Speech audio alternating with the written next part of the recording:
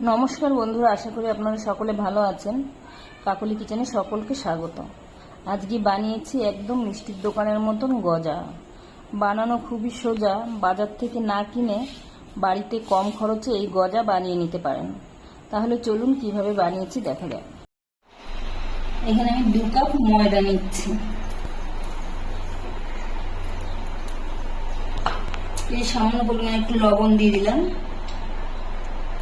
আর এটা আমি দিচ্ছি হলো ইনো।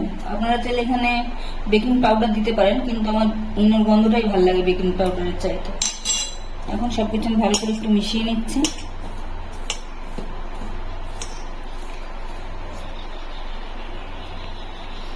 এখানে আমি ঘি নিয়েছি 3 চামচ ঘি, আমি হালকা একটু গরম করে নিয়েছি। এখন ঘি দিয়ে আমি অল্প অল্প করে দিয়ে ময়ানটা দেবো।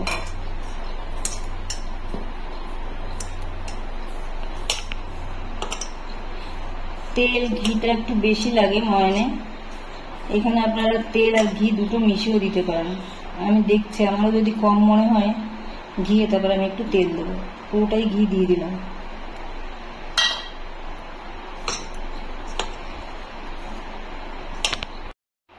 আমি ভালো করে ডলে ডলে ময়ান দিয়ে নিয়েছি। আমার ঘিটা ঠিকই আছে, আমার আর তেল লাগবে না। দেখুন এখন মুঠো করলে একদম মুঠোর মধ্যে চলে এসছে, আর বেশি জলও লাগবে না মাখার সময়। ঝুরঝুরে টাইপের হয়ে গেছে একদম। এখন আমি অল্প অল্প জল দিয়ে এটাকে মেখে নেব। এটা খুব বেশি জল লাগবে না, এই জন্য একসঙ্গে বেশি জল দেওয়া যাবে না। সামান্য একটু জলের ছিটে ছিটে দিয়ে মেখে নিতে হবে। আর খুব বেশি ঠেসেও মাখবো না, শুধু জড়িয়ে নিতে হবে। এগুলোকে একসঙ্গে এক জায়গায় জড়িয়ে নিতে হবে।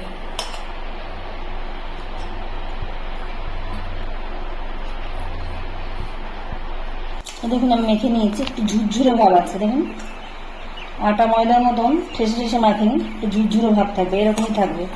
এখন আমি এটাকে ঢেকে রেস্টে 10 মিনিটের জন্য রেখে দিচ্ছি। 10 মিনিট হয়ে গেছে, আমি এখন ঢাকাটা তুলে নিচ্ছি। আগে থেকে অনেকটা নরম হয়ে গেছে।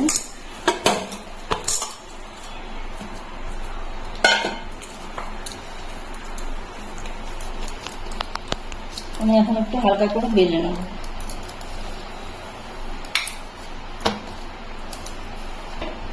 হালকা করে বেলে নিয়েছি। এখন আমি 4 ভাগ করে আলু কেটে নেব।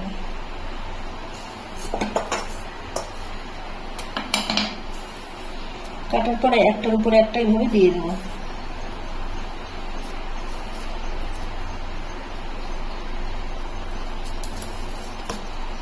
আবার আমি একইভাবে বেলে নেব।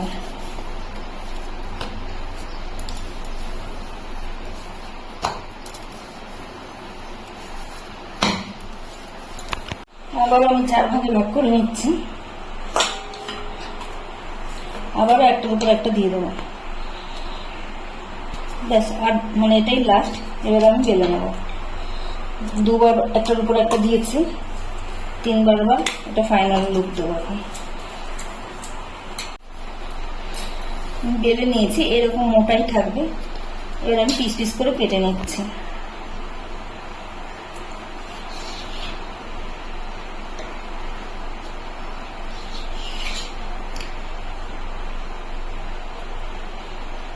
আমি 3 ভাগ করে নিচ্ছি।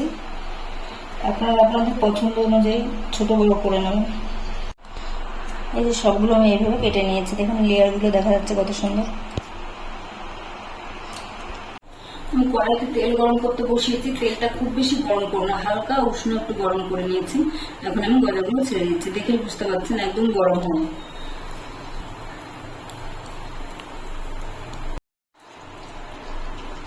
আমি 6-7টার মতন দিয়েছি।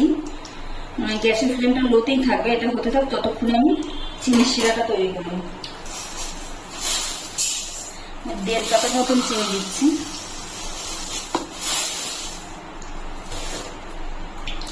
জলও আমি 1.5 কাপ দেবো।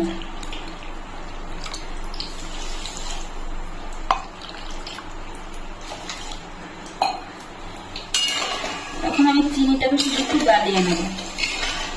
1টা 2টা এরকম শিরা করতে হবে না, চিনিটা গলে গেলেই হয়ে যাবে। দেখুন এখন প্রথমে ভেসে উঠেছে। এখন আমি উল্টে দিচ্ছি। আস্তে আস্তে উল্টাতে হবে।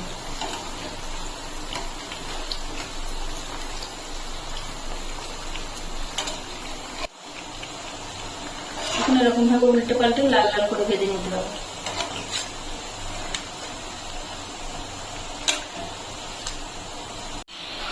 এদিকে আমার চিনির শিরাটা তৈরি হয়ে গেছে, চিনিগুলো আমার গলে গেছে।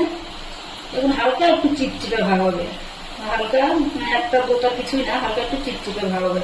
আমারটা হয়ে গেছে, আমি এখন গ্যাসটা অফ করে ঢেকে রেখে দিচ্ছি। গজাগুলো আমার ভাজা হয়ে গেছে, আমি এখন তুলে নিচ্ছি। আপনারা যদি মনে করেন আর একটু লাল লাল করবেন, আর একটু লাল লাল করে নিতে পারেন। আমি এই অবস্থায় তুলে নিচ্ছি।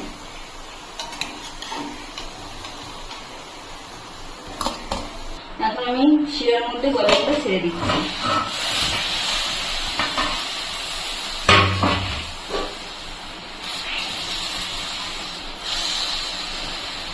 এগুলো শিরার মধ্যে ঢাকা থাক, ততক্ষণে আমি দ্বিতীয় ব্যাচে ভেজে নেব। দ্বিতীয় ব্যাচে ছেড়ে দিচ্ছি। দ্বিতীয় ব্যাচও আমার হয়ে গেছে, আমি এখন তুলে নিচ্ছি। এটা একটু বেশি পোড়া পোড়া হয়ে গেছে, তুলে গেছিলাম গ্যাসের সামনে দিয়ে। প্রথম ব্যাচটা আমি তুলে নিচ্ছি রস থেকে, একদম রসালো হয়ে গেছে, রসে একদম ভর্তি।